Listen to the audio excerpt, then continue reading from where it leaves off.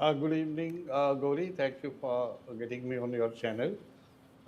First of all, I would like to say that this is not for the first time that we have named and shamed Pakistan and exposed Pakistan at the UN or other international bodies. We have been doing that. Uh, I even to quote just one example, the former Foreign Minister Sushma Swaraj, Srimati Sushma Swaraj, had in so many words said at the UN General Assembly that while India has been producing engineers and doctors, Pakistan has been producing terrorists. So it's a factory of terrorism. There is a global awareness that Pakistan is the epicenter of terrorism, and what their defense minister has admitted, I mean, said is an admission, a frank admission.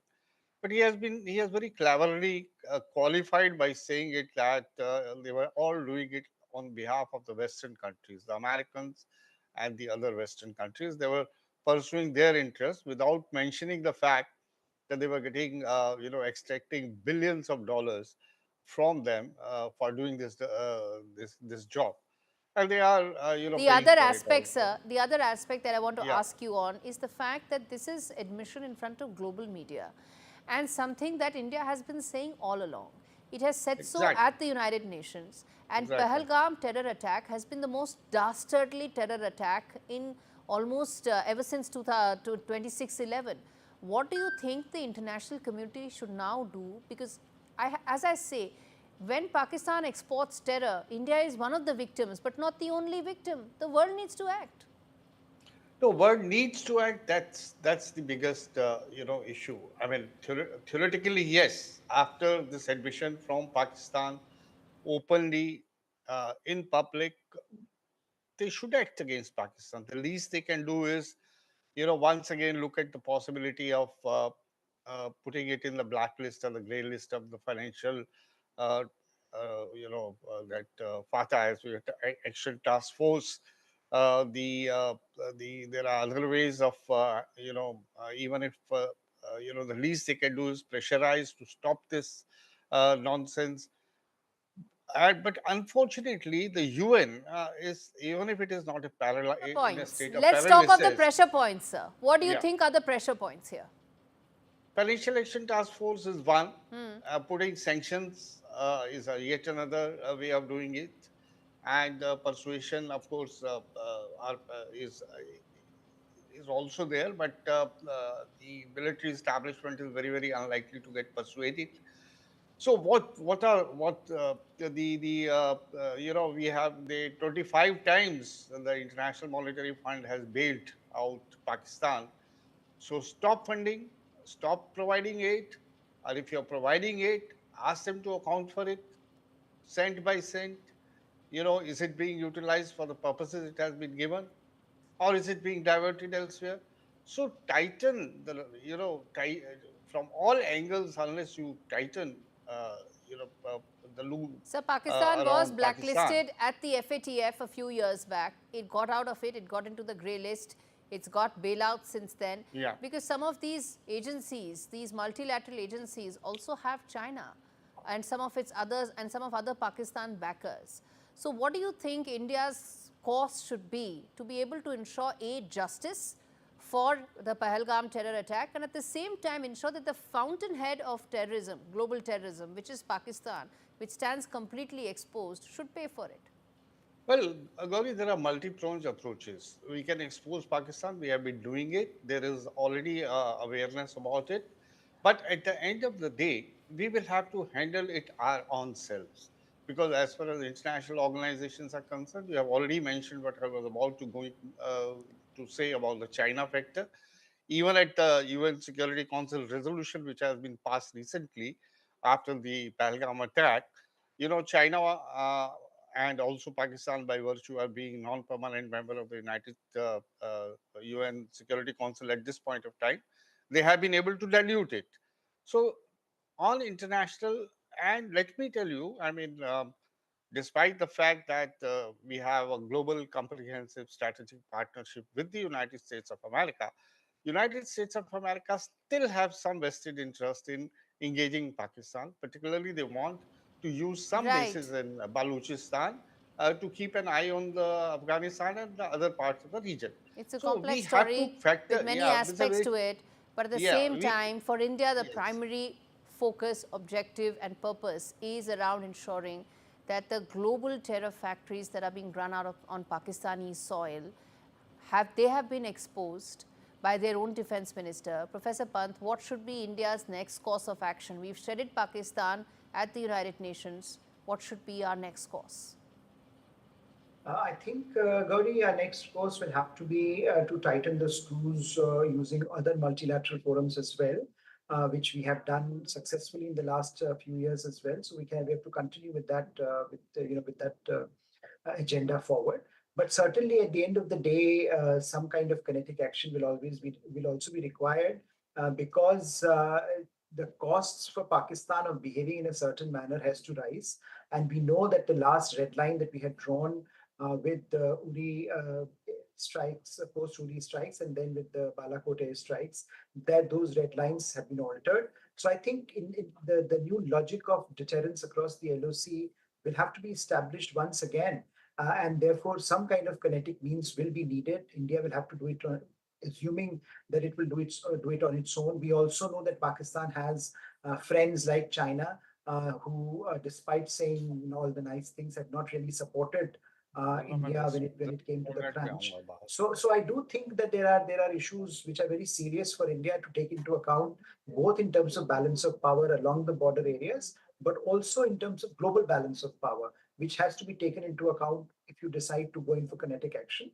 But I do think that multiplicity of options will have to, as India is doing, gradually building up pressure, will have to go towards a logical conclusion of not only revealing what Pakistan has and has been doing, but also taking into account what capabilities India has. Professor Pant, the biggest pressure point right now for Pakistan and Pakistani army is the fact that its economy is almost belly up, and I think that is where it would probably hurt the most, wouldn't it? Absolutely, and I think we know that the economic situation is very grim, and we also know that China, for all the all-weather friendship that it espouses with China, with Pakistan, has not really been the economic benefactor that many in Pakistan had hoped for. So I think, by and large, this idea that Pakistan will come to China's aid all the time has not really been borne by the facts on the ground, especially on economic matters, where China tends to be very calculating. So I do think that there is an opportunity for India to go for the jugular in that sense, which is the Pakistani economy, and ensure that Pakistani capacity to do damage, more damage, to do mischief is limited because of the pressure on the economy, which I think gradually, if you look at the Indus Water Treaties being put in abeyance, that is where India intends perhaps to go, because that also hurts Pakistan's economy in fundamental ways. So I do think that that's the escalation ladder India would be thinking of climbing.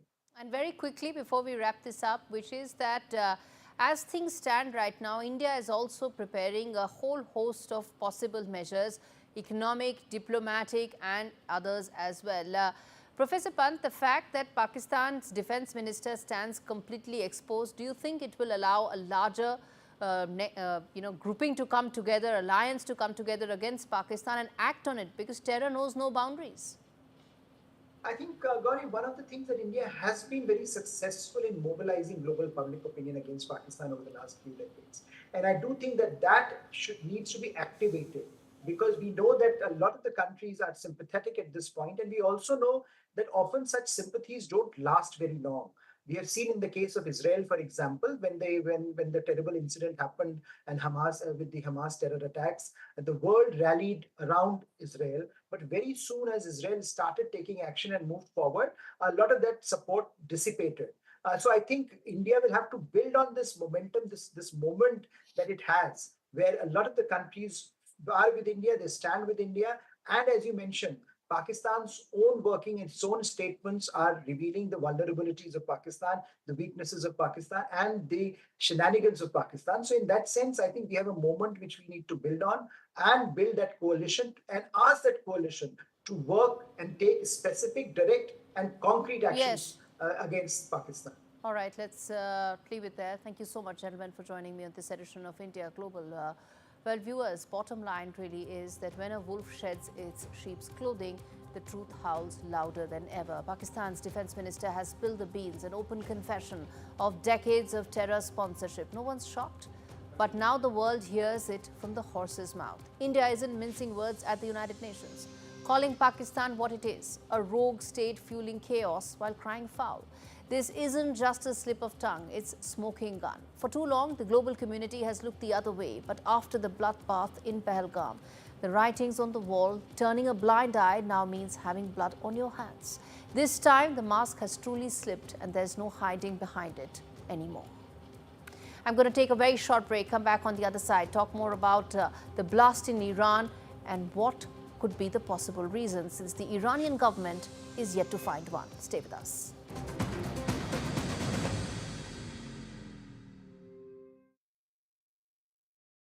What they don't tell you about getting older is how much fun it can be. Enjoying all the things you've worked so hard for. Spending time with the people that really matter. Not to mention, finally finding that precious time for yourself. I don't want anything taking my best years away from me, but like so many people, I've seen the heartbreak that dementia can cause. That's why I'm asking everyone to order this essential free guide from Alzheimer's Research UK. It's called Your Brain Matters. We all know what's good for our heart and our lungs, but do you know how to keep your brain healthy too? Well, this guide tells you how, in 7 steps you can start taking right now, whatever your age. Just ring the number on screen to get your free copy. Inside, you'll find facts and tips that can keep your brain healthy and help reduce your risk of developing dementia. It's advice you can really trust from leading dementia scientists. Read it, keep it, and check back whenever you need to.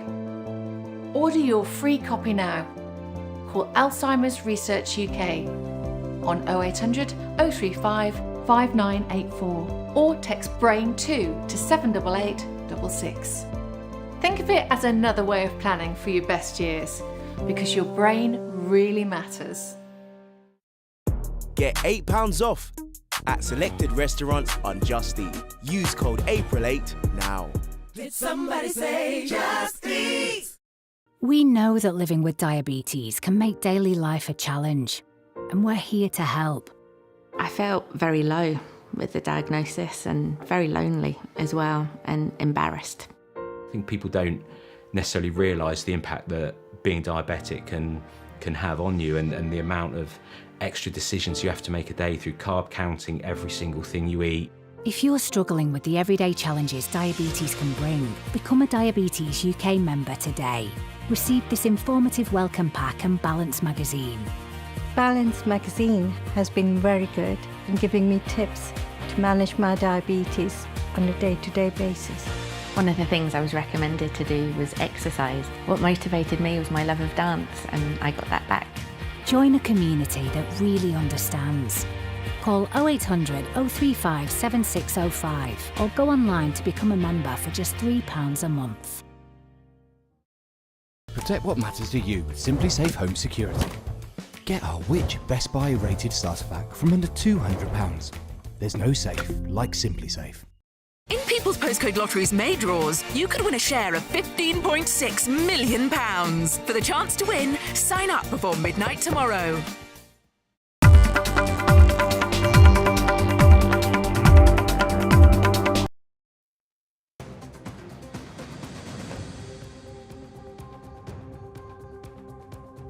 In southern Iran, tragedy has engulfed the Shahid Rajaji airport.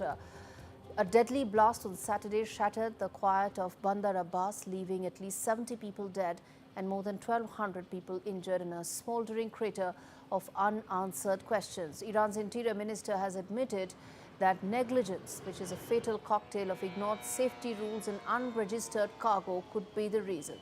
Officials have been summoned, but accountability still remains buried under the rubble, or so it seems. Nearly 2/3 of the port lies in ruin, charred by flames that raged for days.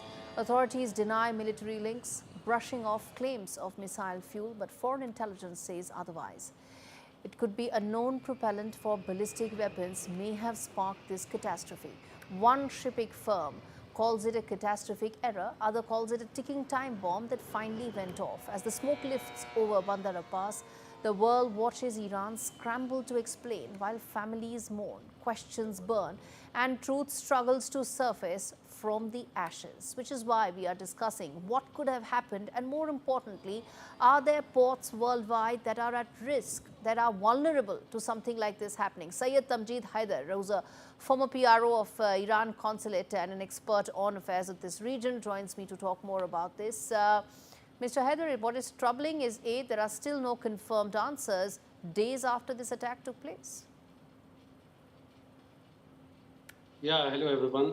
Thank you for inviting. Yeah, actually the spokesperson for the Ministry of Defence just today, it has firmly denied the claims and the rumors that the shipments were carrying military fuel. And he has given the reason for this, that military entities use their own dedicated ports. And there were no military or fuel shipments in the affected area. And he said that one of the emerging hypotheses is that the importing companies may have tried to reduce custom costs by not accurately declaring the hazardous nature of the materials. And although this claim is still under investigation, if proven true, it could be one of the main causes of the incident, which is mentioned to be negligence on part of the importing companies as well as some of the officials at the port.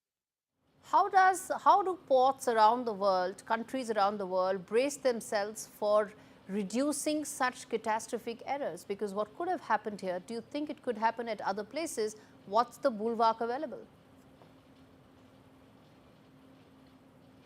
This reminds me of the 2020 Beirut port explosion, which was a similar kind of explosion, but five folds more. It was around 1,000 tons of TNT explosion. It was there, and this is compared to be around 200 tons of explosion. Actually, the ports like Rajai port, which is one of the largest ports of Iran, which handles around 70 million tons of cargo annually, and it is ranked at 44th position in the 3,500 major ports in the world. So it's a very sensitive and important port in the region, and this shows that the negligence caused by some of the importing companies and not declaring the exact nature of the imported products and storage conditions and all that can affect any port, especially the ports which are sensitive and which cater to these hazardous and dangerous materials. Do you think there has to be some sort of a greater focus on putting some of this as SOPs? Because this is very disconcerting facts and very troubling events that have unfolded, bringing also and raising concerns that if this falls into malicious hands, the impact could be even more than what it is right now.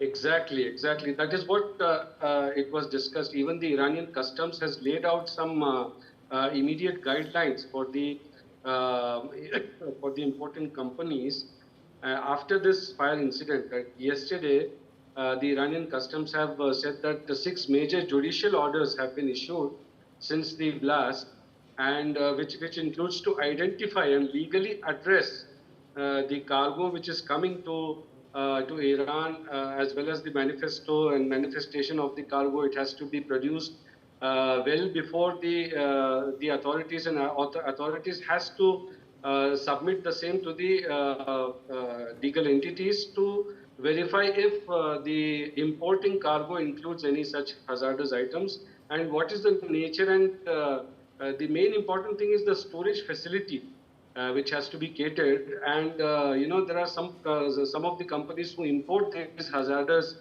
materials. They tend to neglect the storage conditions due to their due to the high cost and due to high costs by not accurately declaring the hazardous nature, and by omitting this detail they could avoid paying for special storage fees. So this needs to be controlled, and the judicial orders have come to identify and legally address any potential culprits even involved in the incident, and special measures to be provided to support and attend to the port infrastructure and the authorities, and to ensure transparent and accurate public communication to spread the rumor.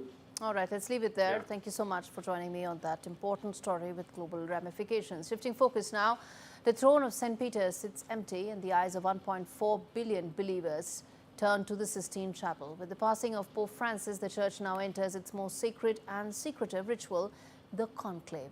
Behind locked doors, beneath Michelangelo's frescoed ceiling, 135 cardinal electors will begin their silent, cloistered task, which is choosing the 267th leader of the Roman Catholic Church. No phones, no media, no outside world. Prayer, tradition and ballots counted by candlelight.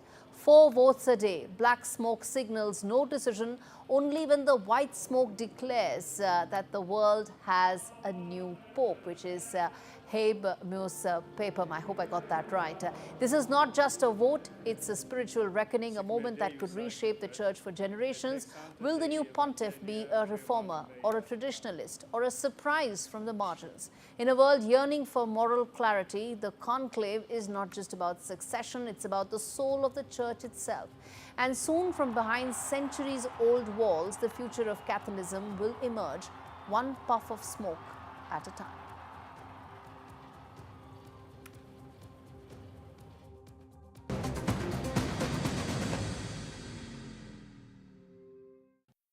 Now I'm retired, I can spend more time with my grandson. I'm proud of him and want to help any way I can. Which reminds me.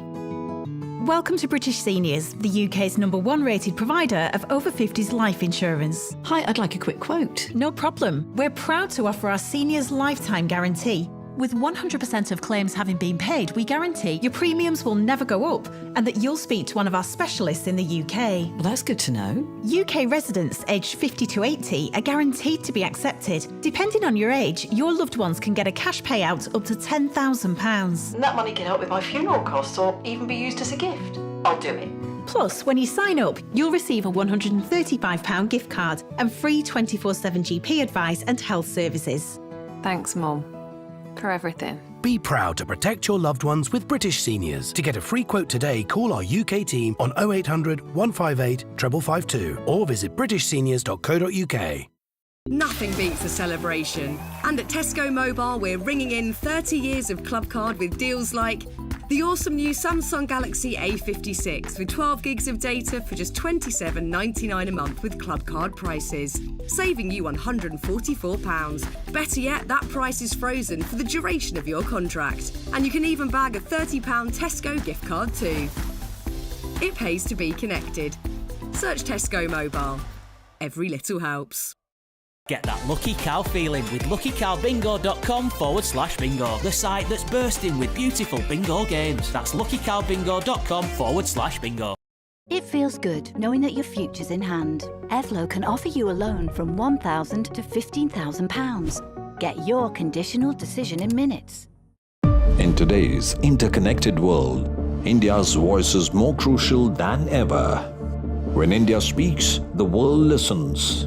At NDTV World, we are that voice, bringing you intelligent and insightful news from India and beyond. From geopolitics and diplomacy to economic shifts, migrations, tech disruptions, and the stories of our diaspora. We cover the news that shapes our global future. NDTV World, your new home for global news is here. From interesting tech startups to industry-leading companies, politics, sports, culture, curry, cricket. Oh, there's so much to talk about. Like me, if you too thrive on interesting conversations, this is a show you cannot miss. Watch this space to know more about all matters and all people that make Britain what it is today. Out of Britain, with me, Radhika Iyer.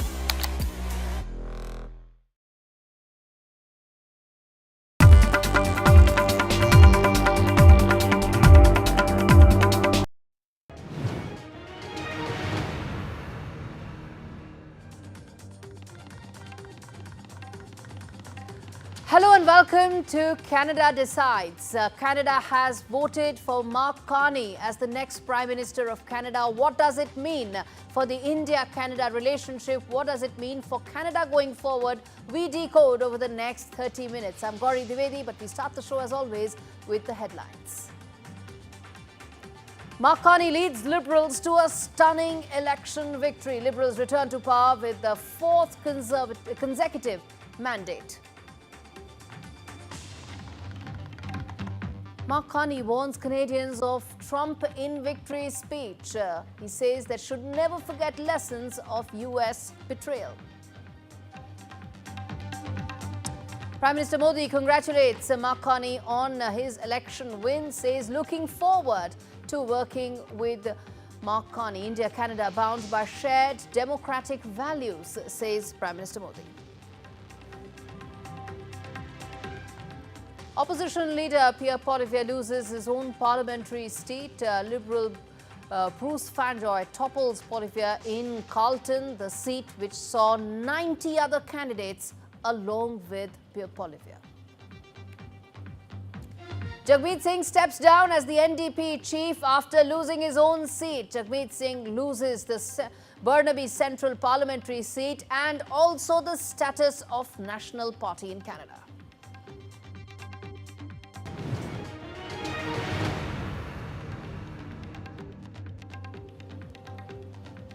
You're watching Canada Decides. Canada has decided. Canada has voted for Mark Carney. We're now going to talk about what this means for India-Canada, what it means for Canada's position on the key issues that are facing the world. How will Carney's leadership will be different from his predecessor, that is Justin Trudeau? Viewers, Conservative leader Pierre Poilievre was unseated as the parliamentary representative of his Ottawa district in a stunning upset that could put his leadership of the party in question. So there's just so many of these parallel developments that are unfolding in Canada. Poilievre is projected to lose his long-time rural Ottawa seat to Liberal Bruce Fanjoy. In fact, he'd won the area 7 times in a row, going back to his first win in 2004. If we can, let's play out this soundbite of Poilievre. But before that, well, let's always start the show and to start the coverage with the winner, because the winner takes it all. And we should in fact be playing Carney's bite first, and then we'll come back and play Poilievre at some stage. But first up, let's get in Vikram Chaudhary from Brampton to talk to us about the ramifications of this victory, its impact, and how it is likely to shake things up in Canada. Vikram, I know it was basically Donald Trump who shook everything up in the last 2 months, but what do you expect going forward?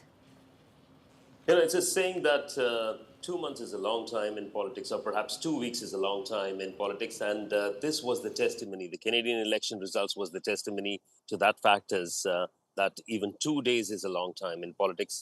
We've seen many ups and downs, but this situation, what's unfolded today, was unimaginable in December of 2024, when the gap between Liberal Party and the Conservative Party was more than 25 points. And today you have it, Mark Carney, who many perhaps never even would have imagined a few months ago that could be the next Prime Minister of Canada.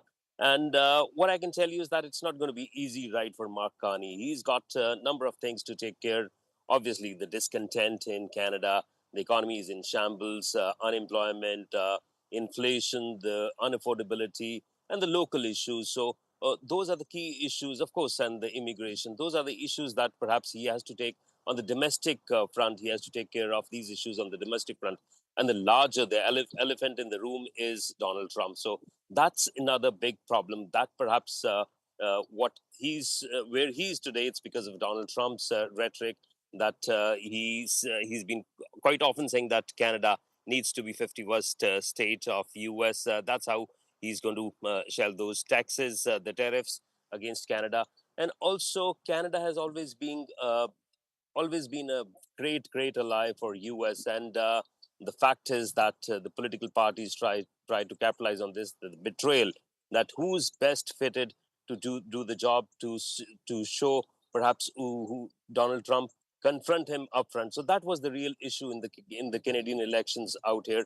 But on the Conservative side, they've done well. They've increased their vote share, perhaps the largest in last about 20 years. But unfortunately for them, their leader lost the riding of Carlton.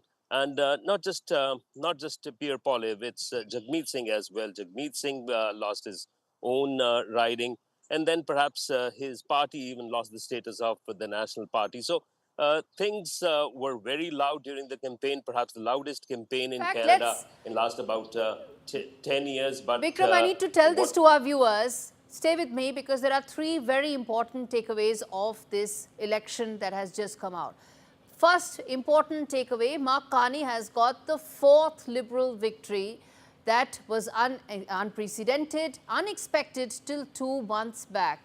The second important takeaway, Mr. Poilievre, that I was speaking about a short while back, has lost his own seat. There's going to be now a churn in the Conservative Party itself, and that is likely to shape Canadian politics as well going forward. The third other important takeaway is that Jagmeet Singh, the man who was very instrumental in being a part of Trudeau politics that essentially ruptured India-Canada ties due to extremist ideologies related to Khalistan, has lost his own seat, has lost the status of the National Party for NDP. So that is an end of the road for Jagmeet Singh. So these are three important takeaways. Now we are trying to now come up and talk about the big picture. What does this mean for Canada going forward? What will be Mark Carney's roadmap as he fixes the economy, fixes the trade issues with US, tries to strike a balance with some of the other countries in the world? He also mentioned that India is a very important partner, an important country he wants to focus on. And then, of course, he'll have to fix some of the other domestic issues as well. Bikram, I want to now come back to you and ask you, what do you think would be the first set of priorities that Mark Carney is likely to focus on? I think the first set of priorities, obviously, is Donald Trump's the tariff rhetoric. So he needs to address. There's a lot of uncertainty around it, whether the spare parts, the auto parts, the cars, the aluminium, the steel, what would be tariffed and at what rate. So there's a lot of uncertainty around there. Of course, that would be his priority, and that's what got him to power, where the situation where Liberal is today. And when you talk about Indo-Canadian relationship, you brought up a very important point. Jagmeet Singh is not there. And let's remember that Liberal was a minority government, and Jagmeet Singh's support was crucial for Justin Trudeau, and he could have pulled the plug anytime. So what he was trying to play is perhaps trying to keep Jagmeet Singh happy and also bring in the nationalist a nationalist sentiment when he tried to say that India was trying to interfere in Canadian politics, and perhaps some